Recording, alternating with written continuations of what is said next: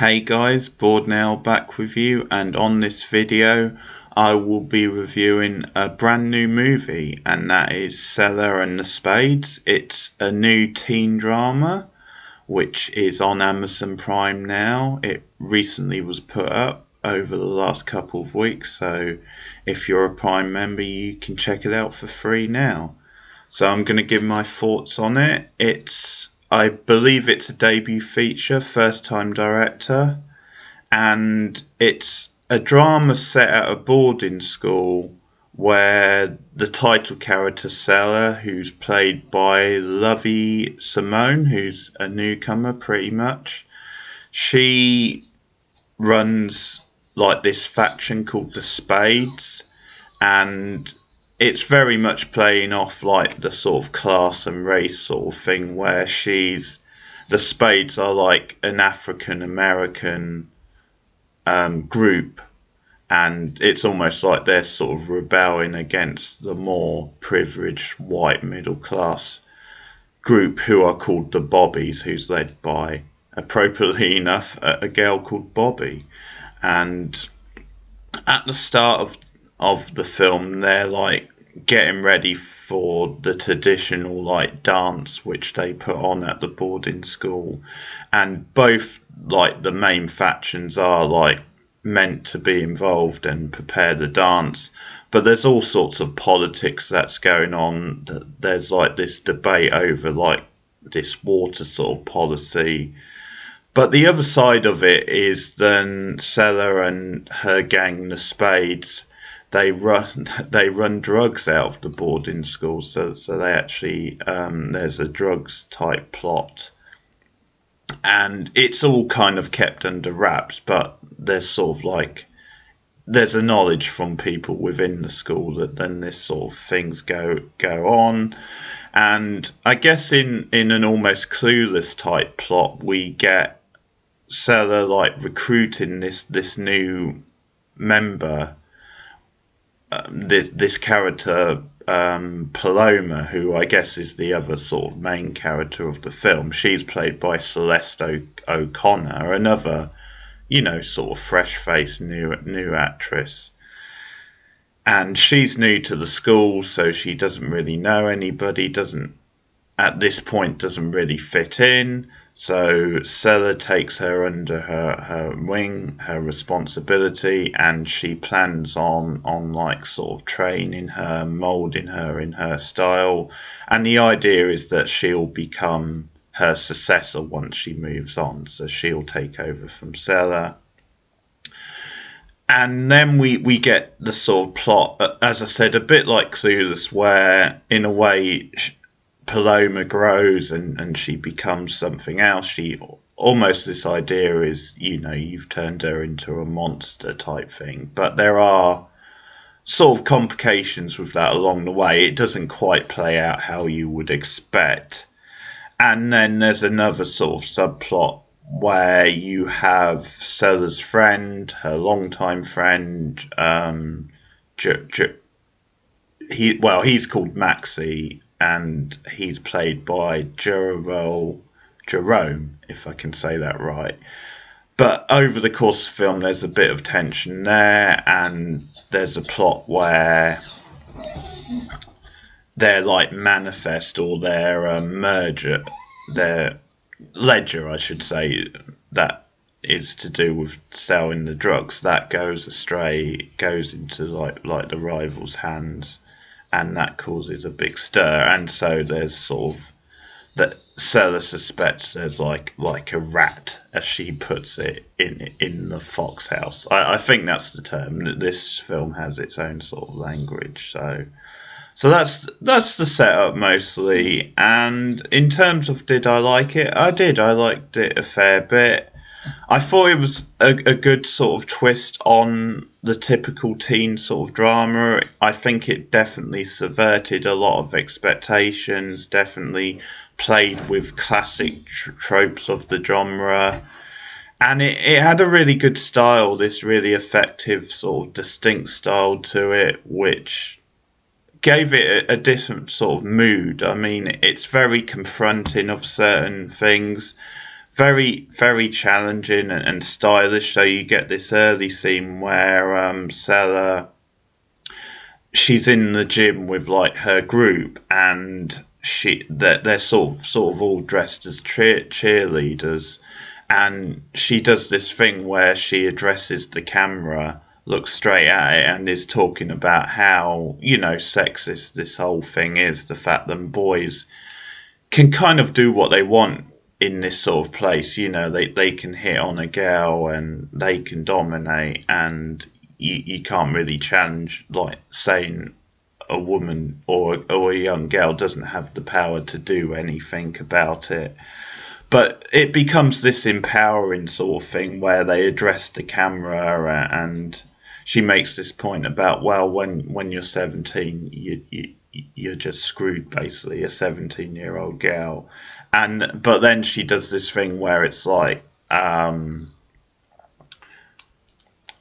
who decides how short my skirt is, or how far I go with a boy? I do. And they chant back with her, and because it's addressing the camera, it's like direct messaging to us. But there's some really, really nicely performed moments like that. So that device does work well, and there's some great visual moments, some great use of music. At times, yeah, it's a very trippy, surreal type film, because you get scenes of people obviously getting high and what have you. They sort of use that. There's a scene near the end of the film, which I'll talk more about, but it's set at like the dance, and one character particularly getting high and just staggering through the dance, through the sea of people. It's very kind of trippy, but very powerful as well. So it's got a unique style, as I said. I think in some ways the style and the mood of it takes over rather than the actual story and characters. But it's got some interesting themes. It obviously looks at like the African American point of view and the sort of pressures placed on a character like Selah. So there's a small role actually for Gina Torres, who fans of Firefly and Angel would know. She had a small part as Selah's mother, and you only see her in one scene actually. I think you hear her talking to Selah over the phone though, and from the one scene we get the idea that she's a very demanding mother, puts a lot of pressure on her daughter to succeed. And the film really depicts how that can weigh on someone and how that can affect their actions. And I think kind of a conservative like point of view there, but yeah, it does get into like the African American experience, and particularly the teenage girl experience. I think the film is successful in really getting inside their heads. But what I really like actually is, as I was saying before, how it sort of subverts that, how it really plays with that and goes into some unexpected directions. So you get some good character arcs. So Sarah, the way she goes later on in the film, she actually becomes a lot more sinister than you expect, a lot more like cynical and cold. And I think it definitely shows what happened, why that happens. But at the same time, yeah, she becomes a less sympathetic character than you would expect at the start of the film. And vice versa with Paloma. I think the film sets you up to believe she's going to be like the sort of monster of the piece, like really underhanded, using everything she can to gain power. And there's a little bit of that, but as the film goes on, she actually seems much more of an innocent victim, and that she's actually trying to be a good. So basically, Maxie is saying that, yeah, what could you? I'm her best friend. What could you possibly have for? You've known her like 2 minutes, and Paloma's putting it back face, and she's trying to like play them off against each other, because she's saying to Selah, boys only ever want one thing. How weird is it then he's a male and you're that close. So they're sort of playing. And there's this thing where Maxie tries to make it up with her, and he basically tells her, "Can you tell Selah I won't be at this big event later?" And she doesn't tell her, basically, so it makes Maxie look bad. But this is the part of the film where you get a couple of like really dark sort of scenes where it really like drives the point home of what this whole thing has led to. So we see that she actually gets Paloma to brutally attack one of the other like members from the Bobbies to try and disrupt their like plans for like the formal dance, and she comes back with blood all over her face, and the camera like focuses on that. And Selah's being quite like cold about it, like she's not really shocked at all. She's just a bit like, she is a little, but she plays it quite coolly. She's like, "Oh damn girl, you messed him up real bad. What did you do?" But she's still kind of like patting her on the back and applauding that she did it for the team.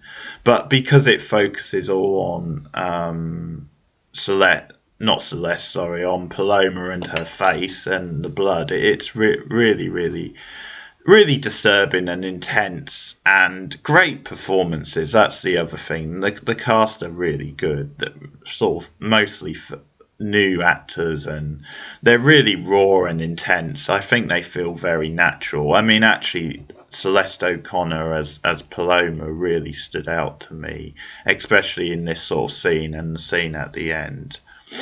And at the same time, Maxie's gets himself in trouble because he's actually the one who let the ledger slip into others' hands. Not intentionally, but basically, yeah, he got a little bit sloppy, and yeah, it ended up, and it's affecting the business. And the ultimate result is then the formal is cancelled because of this whole thing. Although later on the Bobbies and the Spades do work together to get the dance on. And there's a cameo by, well, more than a cameo in a way, but you've got Jesse Williams here playing the principal, who people know from various things. So he's in there as well in the supporting role.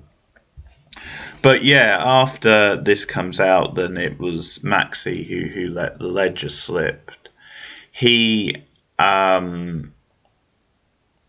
fired by Selah. She coldly dismisses him, says, we can't have this. You messed up. And again, it's this really cold sort of scene, just her staring at him like emotionless, just letting him go. And this has been, her best friend for years. So this sort of scene is really summing up just how different Selah is from the start of the film.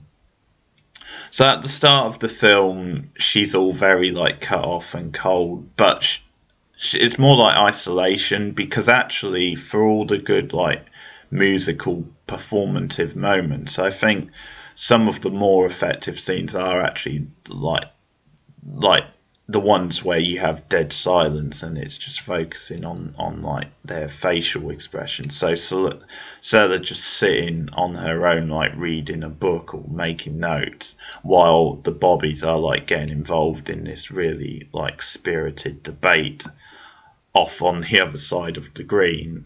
So it really sums up that isolation and how someone in Selah's like position doesn't feel like part of the debate. But then we contrast that to later, where she's really ruthless and cold and has all this power.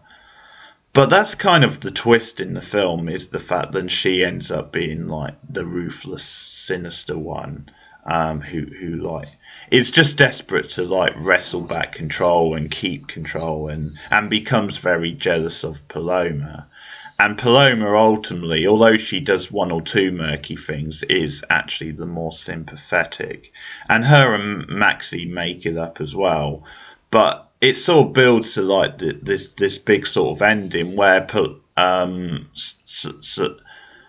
Selena or Selah, sorry, is getting really jealous because actually Paloma is making friends with the Bobbies, and she's actually working with them to get the dance on.